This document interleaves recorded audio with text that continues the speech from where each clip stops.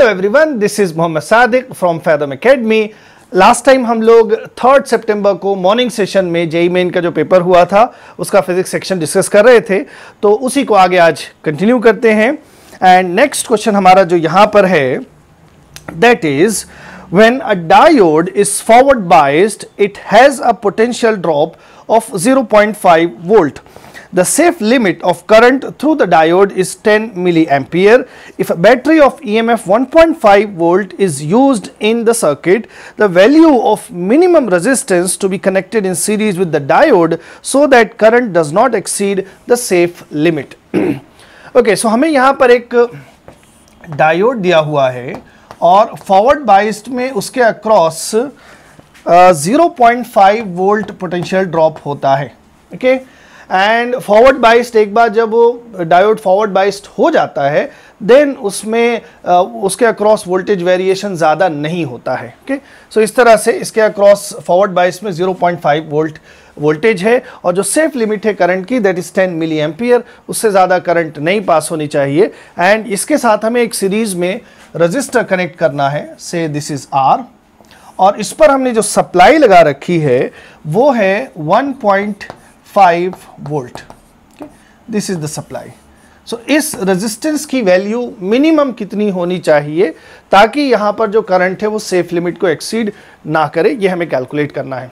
Okay, so अगर हम 1.5 volt की सप्लाई लगा रहे हैं एंड अस्यूमिंग कि ये कंप्लीटली फॉरवर्ड बाइस्ड हो गया है तो इसके अक्रॉस वोल्टेज हो जाएगा 0.5 एंड देन जो रिमेनिंग वोल्टेज है वो इस पर ड्रॉप होगा। दैट मीन्स इसके अक्रॉस वोल्टेज ड्रॉप है कितना, 1 volt.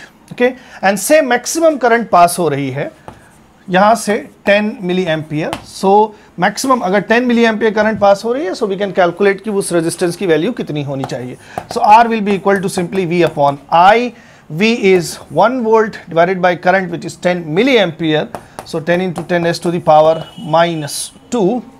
-3 milli ampere. Okay, so ये फाइनली आ जाएगा 100 ओम। सो मिनिमम रेजिस्टेंस जो हमें सीरीज में कनेक्ट करना है that is 100 ohm. And from options the option 1 is the correct answer. Next question हमारा है, a uniform thin rope of length 12 meter and mass 6 kg hangs vertically from a rigid support and a block of mass 2 kg is attached to its free end. A transverse short wave train of wavelength 6 centimeter is produced at the lower end of the rope. What is the wavelength of the wave train in centimeter when it reaches the top of the rope? Okay, so हमें यहाँ पर एक रोप दी हुई है uniform, उसका मास दिया हुआ है इस तरह से, ये एक रोप है और इसके साथ हमने एक मास अटैच कर रखा है और यहाँ पर हम एक वेव ट्रेन या पल्स इस तरह से कह लें, ये हम जनरेट कर रहे हैं लोअर एंड पर। ये हमने 2 kg मास यहाँ सस्पेंड किया हुआ है और जो रोप है उसका अपना मास 6 kg है और उसकी लेंथ 12 मीटर है। ओके, सो यहाँ पर हमने एक पल्स जनरेट किया है, wave train pulse.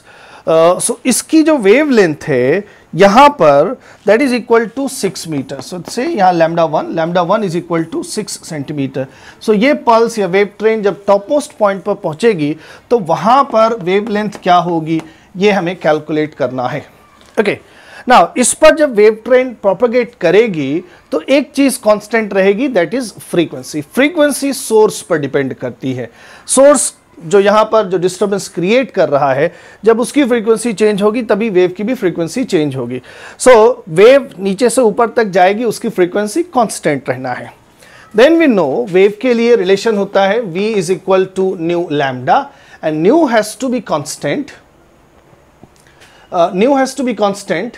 That means V upon lambda, yes, V upon lambda इसको constant होना है। Okay, so से यहाँ पर स्पीड जो है वो वेव की V1 है और यहाँ पर स्पीड V2 है और इस तरह से एक स्ट्रिंग जिसमें टेंशन है उसमें जो स्पीड होती है वेव की that is equal to √T upon mu। Okay, ये होता है फॉर्मूला स्पीड का। सो यहाँ पर रोप जो है वो यूनिफॉर्म है तो लीनियर मास डेंसिटी, मास पर यूनिट लेंथ, वो किसी भी पॉइंट पर सेम आएगा। दैट मीन्स कि हम लिख सकते हैं कि B is directly proportional to under root T, ये हो जाएगा।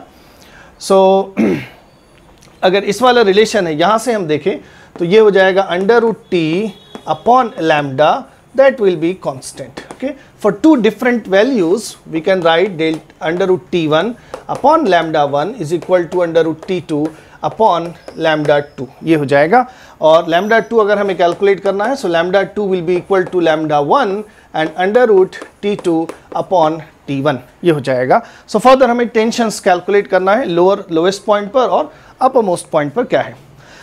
Now this is simple to calculate। Lower most point पर जो टेंशन होगा वो जो ब्लॉक है उसको बैलेंस कर रहा है, उसके वेट को सस्टेन कर रहा है। सो यहाँ पर लोअर मोस्ट पॉइंट पर या लोएस्ट पॉइंट पर जो टेंशन होगा that will be equal to 2G और 20 newton. And upper most point पर जो टेंशन होगा वो इस ब्लॉक को प्लस रोप के वेट को बैलेंस कर रहा है। ओके, सो यहाँ पर जो टेंशन T2 है that will be equal to weight of this block plus weight of the rope, that is 6G plus 2G 8G। Okay, so T2 tension जो हो जाएगा हमारा, लैम्डा 1 की वैल्यू है 6 centimetre, so under root T2 जो होगा वो हो जाएगा 8G divided by T1 lowest point पर, दैट इज 2G। ओके, सो जी ये कैंसिल हो गया, 2 4 8 हो जाएगा, 4 बाहर आकर 2 हो गया। So final answer is 12 centimetre. तो अपर मोस्ट पॉइंट पर जो वेवलेंथ होगी that will be equal to 12 centimetre. So from options the answer will be the second option. अगला क्वेश्चन हमारा है, a block of mass 1 kg slides with velocity v is equal to 6 meter per second on a frictionless horizontal surface and collides with a uniform vertical rod and sticks to it as shown in the figure. You can see the rod is pivoted about O and swings as a result of collision, making an angle theta before momentarily coming to rest.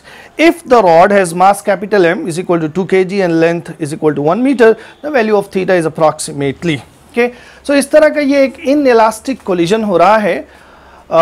ये है block v speed से move कर रहा है और ये इससे जाके कोलाइड कर रहा है। ये एक यूनिफॉर्म रॉड है, वो इस पॉइंट के अबाउट रोटेट कर सकता है। सो कोलिजन के बाद ये ब्लॉक रॉड से स्टिक हो जा रहा है एंड देन फिर दोनों एक साथ आगे मूव कर रहे हैं। सो अब ये जो पूरा सिस्टम है ये इस पॉइंट के अबाउट रोटेट कर रहा है। सो हमें ये कैलकुलेट करना है कि ये जो एंगल होगा इसकी वैल्यू क्या होगी व्हेन द मास और when the system momentarily comes at rest. Okay, so हम यहाँ पर क्या क्या अप्लाई कर सकते हैं। कोलिजन से पहले ये मास मूव कर रहा है, कोलिजन के बाद सिस्टम रोटेट कर रहा है। So we can apply conservation of momentum, conservation of angular momentum about this point O। Okay, so from conservation of angular momentum, conservation of angular momentum about O। ठीक, तो rod initially stationery है, उसका angular momentum 0 हो जाएगा। इसका angular momentum O के about calculate करें, सो ये हुआ mv और ये हो जाएगा r perpendicular which is l। सो ये हुआ mvl is equal to, finally दोनों एक साथ एक सिस्टम की तरह से, एक सिंगल ऑब्जेक्ट की तरह से रोटेट कर रहे हैं। ओके, सो हम क्या लिख सकते हैं, दोनों का moment of inertia I1 plus I2 into the common angular velocity. So यहाँ से जो कॉमन एंगुलर वेलोसिटी होगी just after the collision that will be small mvl divided by I1 plus I2, ये हो जाएगी। नाउ आफ्टर कोलिजन इस velocity से system हमारा स्टार्ट कर रहा है, उसके बाद उस पर इस तरह के कोई फोर्सेस नहीं लग रहे जो उसकी मैकेनिकल एनर्जी चेंज करेंगे। सो इसके बाद कोलिजन के जस्ट बाद उसकी मैकेनिकल एनर्जी हम कंजर्व कराएंगे। यहाँ पर इस पोजीशन में mechanical energy just after collision and mechanical energy जब वो मोमेंटरीली रेस्ट पर आ रहा, उन दोनों पोजीशंस पर मैकेनिकल एनर्जी सेम होगी। So from mechanical energy conservation what can we apply, यहाँ पर सिस्टम की जो भी काइनेटिक एनर्जी है वो यहाँ पर फाइनली ग्रेविटेशनल पोटेंशियल एनर्जी में कन्वर्ट हो जाएगी। सिस्टम फाइनली रेस्ट पर आ रहा, तो फाइनली उसकी काइनेटिक एनर्जी जीरो होनी है। दैट मीन्स इनिशियल जो भी काइनेटिक एनर्जी थी वो फाइनली ग्रेविटेशनल पोटेंशियल एनर्जी में कन्वर्ट हो गई। सो इनिशियल काइनेटिक एनर्जी हम क्या लिखेंगे, half I1 plus I2 omega square plus is equal to finally जो ग्रेविटेशनल पोटेंशियल एनर्जी है। नाउ ये एक पॉइंट मास की तरह से इसको ट्रीट करेंगे। तो ये एक L लेंथ के रॉड के साथ अटैच हो रहा है और रॉड जो है वो थीटा एंगल रोटेट कर रहा है। तो ये एक स्टैंडर्ड कैलकुलेशन है कि ये मास कितनी हाइट ऊपर जाएगा, that height will be equal to L into 1 minus cos theta, ये हो जाएगी। ओके, एंड रॉड जो है, अब रॉड के लिए हम क्या ले सकते हैं, उसका सेंटर ऑफ मास अगर हम लें तो रॉड के सेंटर पर उसका सारा मास कॉन्सेंट्रेटेड है। देन ये वाला मास इस पाइवोट से L/2 डिस्टेंस पर है। तो अगर रॉड की लेंथ L/2 है, देन ये वाला मास और रॉड जो है वो थीटा एंगल रोटेट कर रहा है, तो ये वाला मास कितना ऊपर गया, उसके लिए हम क्या लिख सकते हैं। सो ये सेंटर ऑफ मास इनिशियली यहां पर है and finally centre of mass यहां पर पहुंच रहा है। तो सेंटर ऑफ मास कितनी हाइट ऊपर गया, that will B L/2 into 1 plus cos theta, ये हो जाएगा। सो इसकी जो ग्रेविटेशनल पोटेंशियल एनर्जी होगी that will B mgl into 1 minus cos theta plus rod की जो ग्रेविटेशनल पोटेंशियल एनर्जी होगी that will B capital M g and L/2 into 1 minus cos theta, ये हो जाएगी। अब यहां पर हम ओमेगा की वैल्यू अगर हम रखें,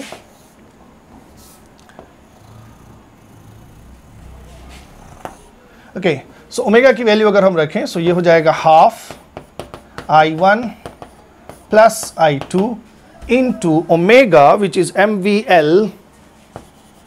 MVL whole square upon I1 plus I2 whole square, okay, is equal to हम क्या कर सकते हैं, GL into 1 minus cos theta, इसको हम कॉमन कर सकते हैं। So GL into 1 minus cos theta, ये हमने कॉमन कर लिया।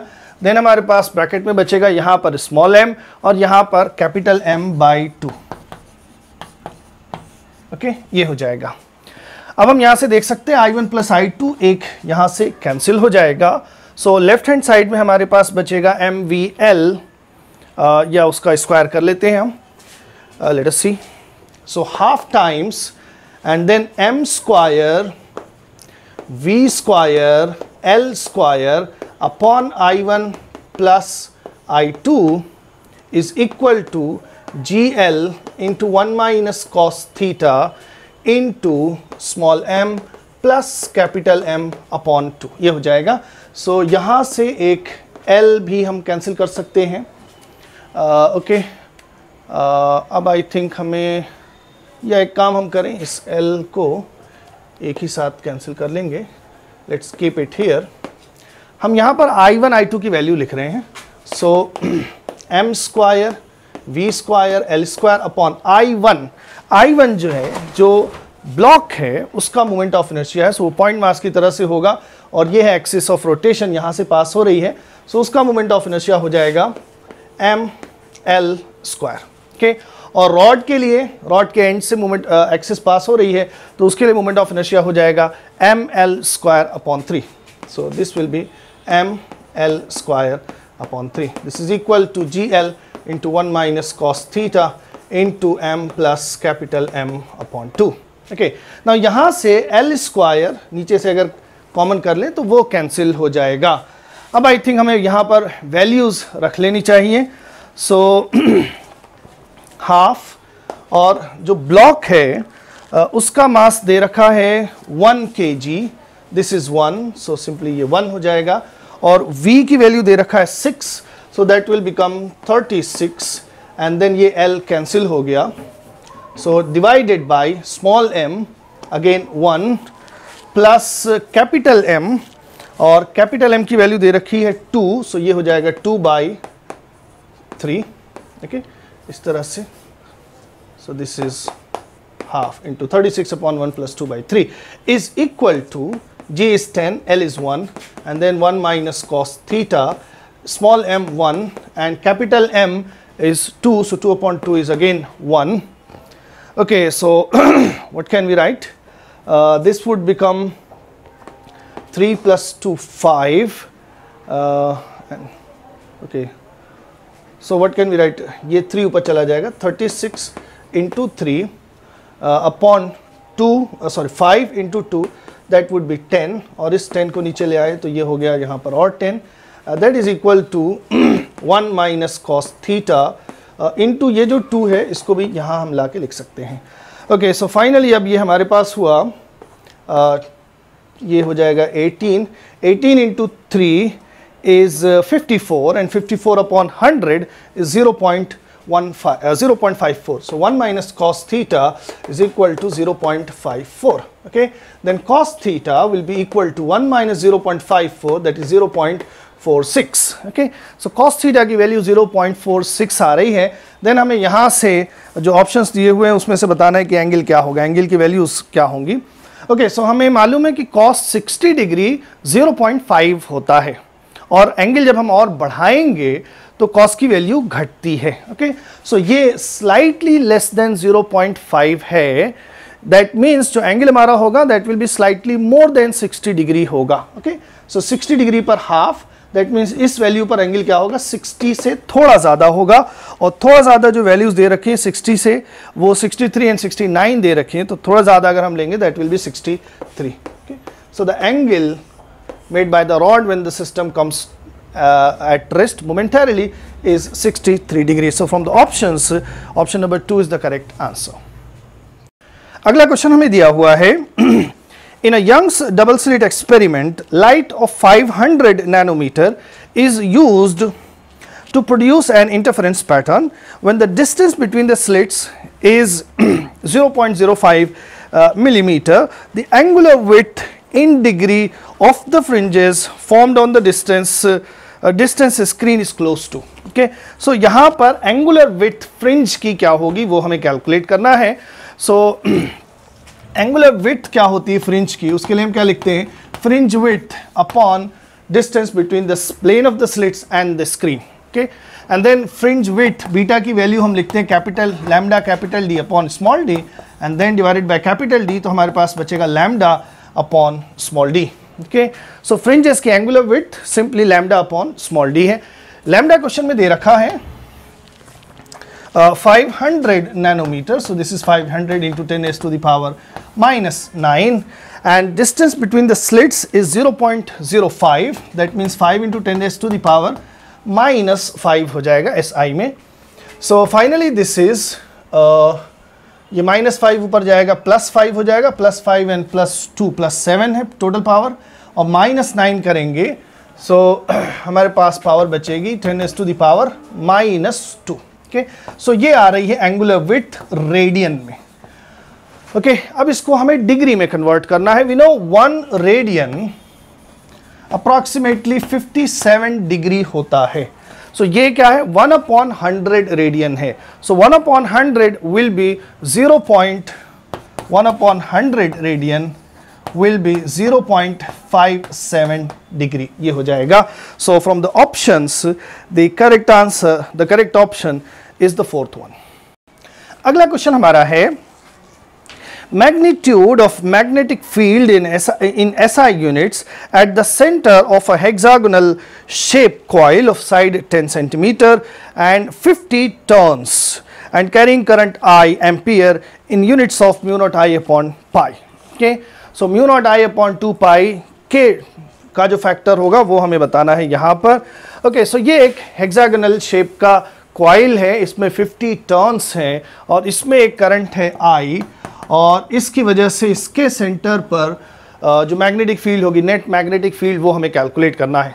ओके, सो यहाँ पर हम क्या कर सकते हैं, एक साइड की वजह से सेंटर पर फील्ड निकाल कर, या सब में एक ही सेंस में करंट है, उसको हम 6 से मल्टीप्लाई कर देंगे, एंड देयर आर 50 टर्न्स, सो उसको 50 से भी फाइनली मल्टीप्लाई करेंगे. ओके, अब एक साइड की वजह से अगर हम यहाँ पर मैग्नेटिक फील्ड कैलकुलेट करें तो ये हमारा एक इक्विलैटरल ट्रायंगल बनेगा, ओके। और ये साइड, यहाँ पे करंट I है और ये साइड A है, ये भी साइड A हो जाएगी, ये भी A हो जाएगी। देन हमारा जो फॉर्मूला होता है mu naught I upon 4 pi D sine alpha plus sine beta.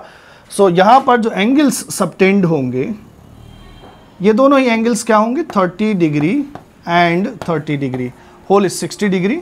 सो ये बाइसेक्टर है उसका 30 डिग्री एंड 30 डिग्री।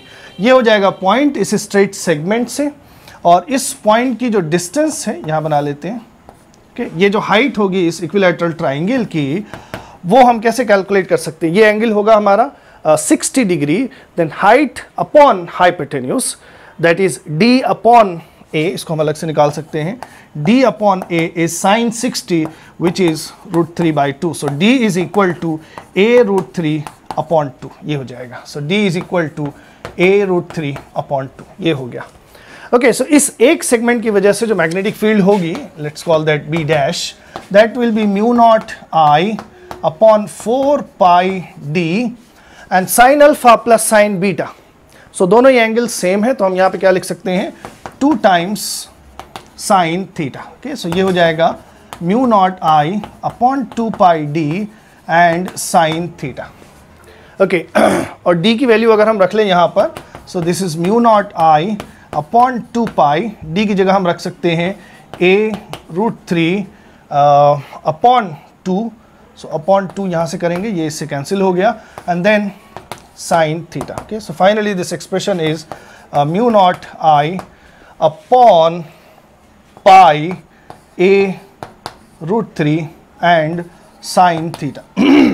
तो एक सेगमेंट की वजह से यहाँ पर मैग्नेटिक फील्ड इतनी है, अब पूरे हेक्सागोनल की वजह से 6 टाइम्स होगी और 50 टर्न्स की वजह से उसमें और 50 से multiply, okay. So net magnetic field will be at the centre, क्या हो जाएगी, 50 टर्न्स एंड 6 साइड्स हैं, और फिर उसके बाद म्यू नॉट I अपॉन पाई, इसको हम अलग कर लेते हैं, और साइन थीटा यहाँ पर जो है दैट इज 1/2, और A की वैल्यू जो है वो हमें दे रखा है 10 सेंटीमीटर, दैट मीन्स 0.1, और फिर उसके साथ यहाँ पर क्या है, √3 है, ओके। ये हो जाएंगी values. So mu naught I upon पाई, इसको हम अलग करके बाकी सारी कैलकुलेशंस अगर करें तो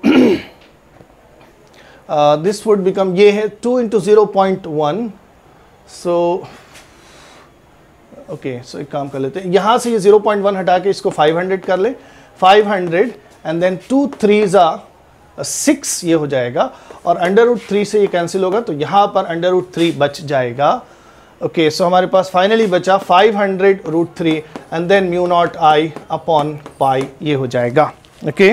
सो अब आंसर भी इसी तरह से है, म्यू नॉट I अपॉन पाई का जो फैक्टर है दैट इज 500 टाइम्स √3, ये हो जाएगा। सो ऑप्शंस अगर हम देखें, so option number 3 is the correct answer, okay. ये हमारा आंसर है, ये फैक्टर है, ये फैक्टर ही बताना था, ये पूरी मैग्नेटिक फील्ड की वैल्यू है। So third option is the correct answer. Next question हमारा है, consider a gas of triatomic molecules, the molecules are assumed to be triangular and made of massless rigid rods whose vertices are occupied by atoms. The internal energy of a mole of the gas at temperature capital T is, okay। so इस तरह से ये 3 molecules हैं, और आपस में जो उनके बीच में बॉन्ड या फोर्स है वो इस तरह से है जैसे एक रिजिड रॉड है, दैट मीन्स कि वो अपनी एक दूसरे के रिस्पेक्ट में अपनी पोजीशन से मूव नहीं कर सकते हैं। सो ये कहने का मतलब कि यहाँ पे वाइब्रेशनल मोड एब्सेंट होगा, ओके। और ये ट्राइएटॉमिक मॉलिक्यूल है, नॉन लीनियर ट्राइएटॉमिक मॉलिक्यूल है। सो इसकी डिग्री ऑफ फ्रीडम जो होगी वो हो जाएगी 3 ट्रांसलेशनल और 3 रोटेशनल हो जाएगी, that means total 6 degrees of freedom, okay. Then internal energy at any temperature for a mole of gas is F/2 R × T। 1 mole gas की इंटरनल एनर्जी इतनी होती है, F की वैल्यू 6 है यहाँ पर। सो जो आंसर होगा that will B 6/2 3 RT। So the internal energy at temperature T is 3 RT। So from the options the option number 4 is the correct answer.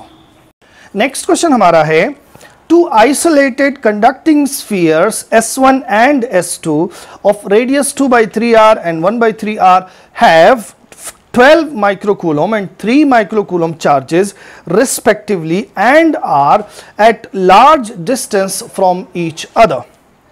Okay, they are now connected by a conducting wire. A long time after this is done, the charges on S1 and S2 are respectively. So इस तरह से दो spheres का एक system दिया हुआ है and ये दोनों स्फीयर्स एक दूसरे से बहुत लार्ज डिस्टेंस पर है, तो एक तरह से दोनों आइसोलेटेड होंगे, एक के चार्जेस का इफेक्ट दूसरे पर नहीं कंसीडर किया जाएगा, डिस्टेंसेस लार्ज है। और इनिशियली इस पर 12 माइक्रोकूलम चार्ज है और इस पर -3 माइक्रोकूलम चार्ज है। सो अगर हम टोटल चार्जेस की बात करें, जो सिस्टम है इस पे टोटल चार्ज की बात करें, so total charge is let us से टोटल चार्ज जो है वो क्या है 12 - 3 that is 9 microcoulomb total charge है। एंड देन फिर जब हम इन दोनों को एक कंडक्टर से कनेक्ट करेंगे तो चार्जेस रीडिस्ट्रीब्यूट होंगे, charges will move from higher potential to the lower potential and after redistribution दोनों स्फीयर्स सेम पोटेंशियल पर आ जाएंगे। ओके, एंड रीडिस्ट्रीब्यूशन के बाद यहाँ पर चार्जेस का कोई लॉस नहीं होगा।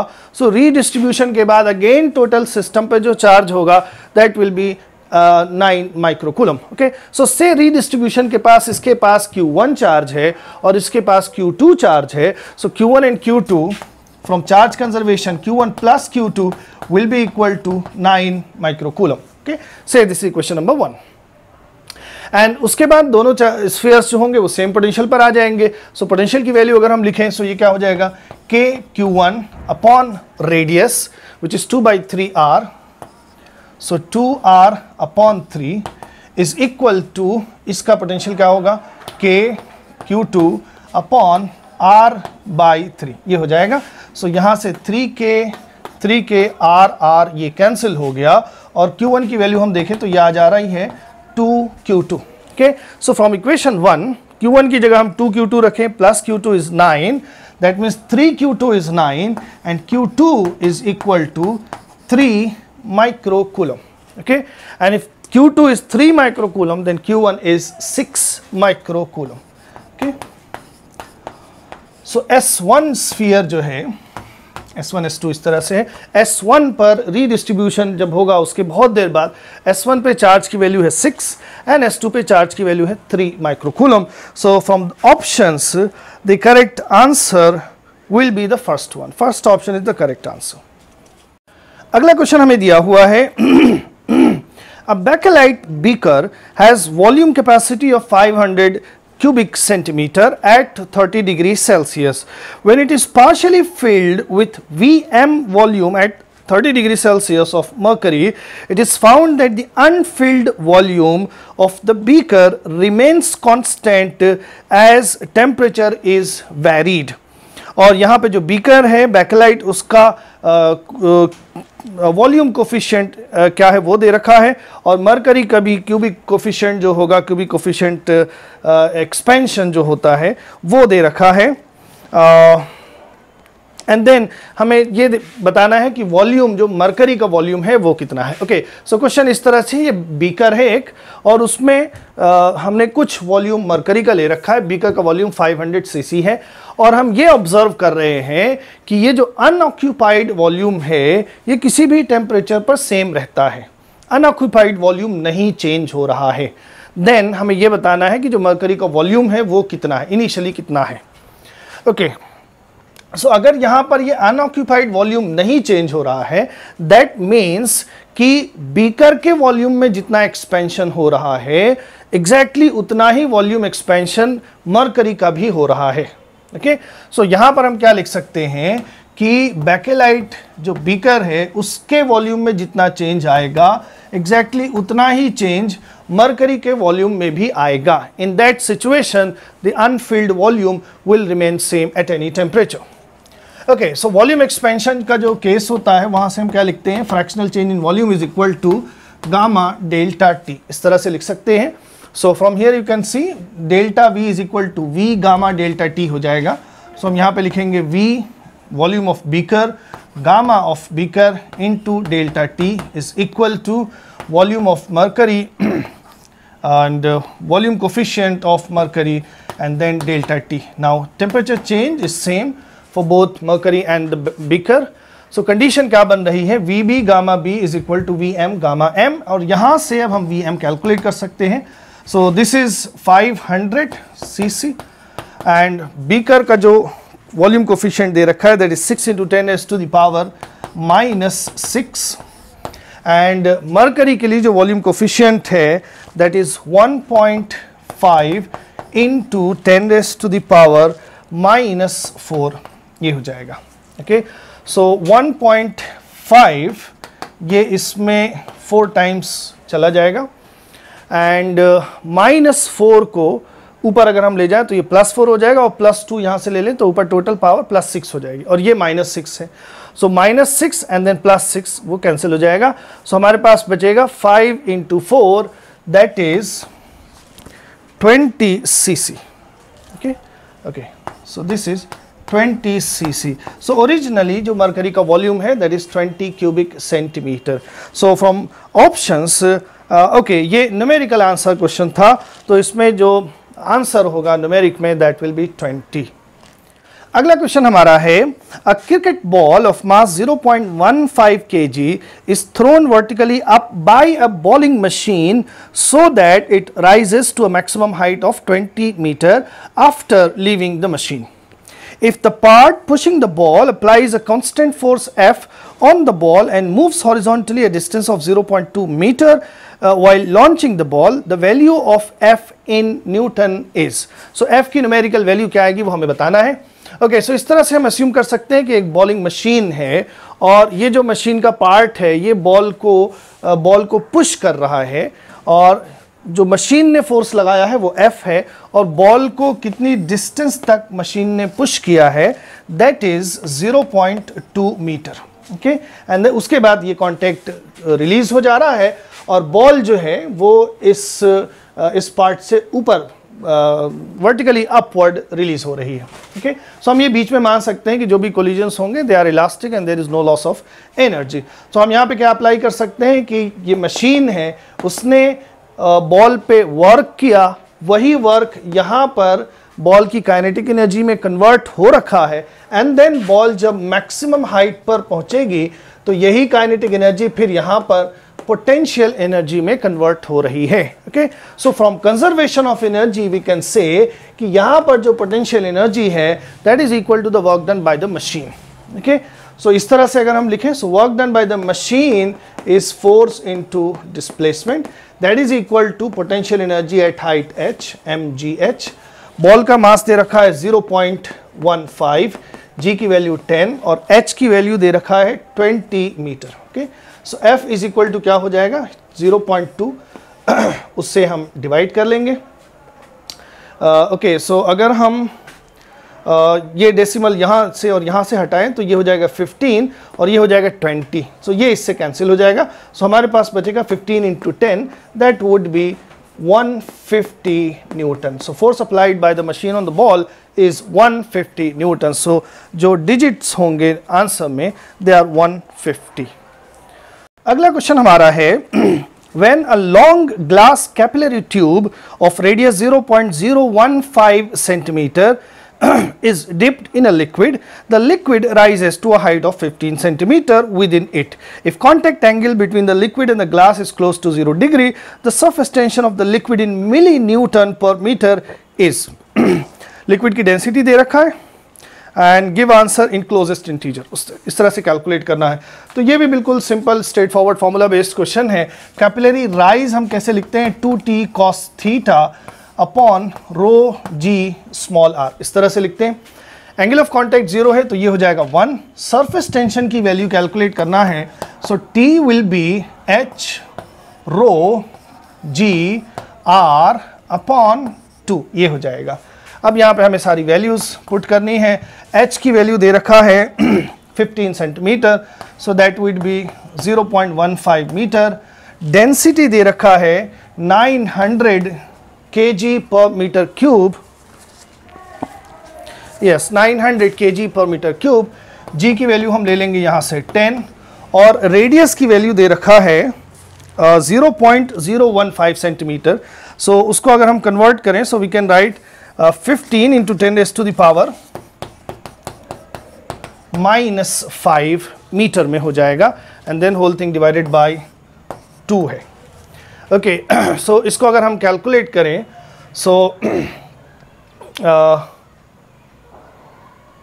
ओके हम क्या कर सकते हैं, ये 2 0 अगर हम यहाँ पे ले लें तो ये हो जाएगा 15 and then this 15 and this 15, ये हो जाएगा 2 2 5 और ये बचा 9/2 एंड और हमारे पास क्या बचेगा, ओके सो दिस इज 10, सो इसको अगर हम पावर देखें तो ये हो जाएगा -4। ओके नाउ इसकी कैलकुलेशन अगर हम करें सो ये फाइनली आएगा 101.25 इंटू 10⁻³ ये आएगा। इसको अगर आप कैलकुलेट करें so this is what, this is the surface tension Newton पर metre.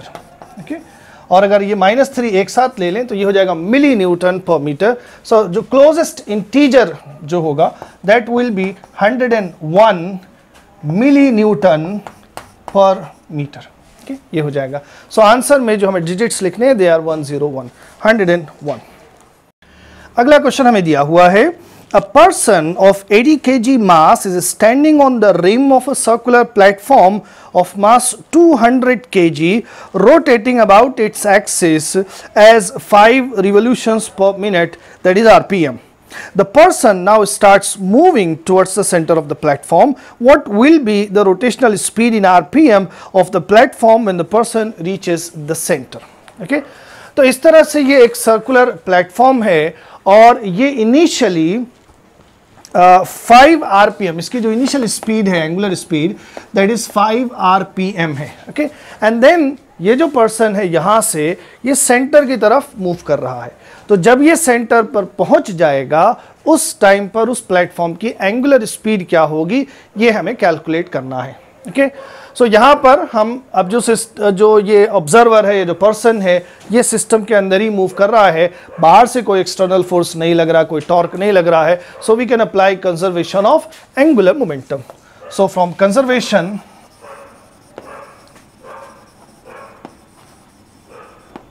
Of angular momentum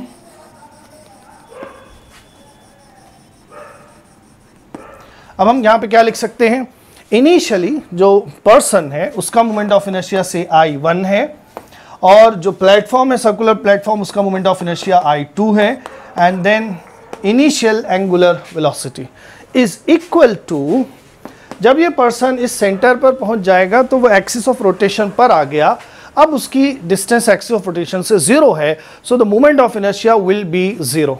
okay so जो मोमेंट ऑफ इनर्शिया होगा फाइनली वो सिर्फ प्लेटफॉर्म का होगा। सो I2 इंटू ω2 ये हो जाएगा। सो यहाँ से ω2 की वैल्यू अगर हम कैलकुलेट करें that is I1 plus I2 ω1 upon I2 ये हो जाएगा। I1 मोमेंट ऑफ इनर्शिया क्या है, पर्सन का है और यहाँ पर रेडियस इस नहीं दे रखी है डिस्क की radius, so let us suppose R है, तो ये हो जाएगा पर्सन जो है उसका मास 80 है, mr² पॉइंट मास ट्रीट करके लिखेंगे, सो ये हो जाएगा 80r² प्लस जो प्लेटफॉर्म है वो डिस्क की तरह से है, सो उसका मोमेंट ऑफ इनर्शिया हो जाएगा उसके नेचुरल एक्सिस के अबाउट mr²/2, सो उसका मास है 200r² upon 2 and then again platform का जो मोमेंट ऑफ इनर्शिया वो नहीं चेंज हो रहा है, that is still 200r² upon 2 into initial angular velocity which is 5 RPM। So you can C r² ये ऊपर नीचे से कैंसिल हो जाएगा और यहाँ पर ये है 100 plus 80 that is 180 divided by this is again 100 into 5। Okay ये आ गया। सो इसको अगर हम देखें तो ये 0 कैंसिल हो जाएगा, 5 2 10 and 2 9 18। So final angular velocity जो सिस्टम की आएगी दैट विल बी 9 RPM। सो ये हो जाएगा हमारा न्यूमेरिकल आंसर 9। अगला क्वेश्चन हमारा रे ऑप्टिक्स से है। क्या दिया हुआ है, an observer can see through a small hole on the side of a jar of radius 15 centimeter at a point at height of 15 centimeter from the bottom. Okay, so you can see figure में आपको दिख रहा होगा. The hole is at a height of 45 centimeter. When the jar is filled, okay, so let us see यहाँ तक क्या दिया हुआ क्वेश्चन में. एक इस तरह का ये जार है, उसके रेडियस 15 सेंटीमीटर है, सिलेंड्रिकल शेप है, और ये जार में होल है. उस होल की हाइट बेस से 45 सेंटीमीटर है, और इस होल से एक ऑब्जर्वर जब देखता है तो उसको बेस से 15 सेंटीमीटर हाइट तक दिखाई देता है. ओके, सो यहां से जो लाइट रे है वो होल से होकर पास हो रही है, उससे नीचे वाली नहीं पास हो रही है. ओके, अब इसके आगे क्या कह रहे हैं क्वेश्चन में. When the jar is filled with a liquid up to a height of 30 centimeter, the same observer can see the edge at the bottom of the jar. Okay, so if the refractive index of the liquid is n upon 100, so refractive index जो है वो n upon 100 इस form में दिया हुआ है question में. सो हमें यहाँ से where n is an integer, so the value of n is, so इस n की वैल्यू हमें कैलकुलेट करना है, इंटीजर है ये. ओके, सो उसके बाद क्या हो रहा है कि बीकर में हम लिक्विड फिल कर रहे हैं up to 30 centimetre. Okay, so 30 centimetre height तक हम एक लिक्विड फिल कर देंगे. सो उसकी वजह से अब यहाँ पर लाइट एयर से लिक्विड में जाएगी, उसका रिफ्रैक्शन होगा.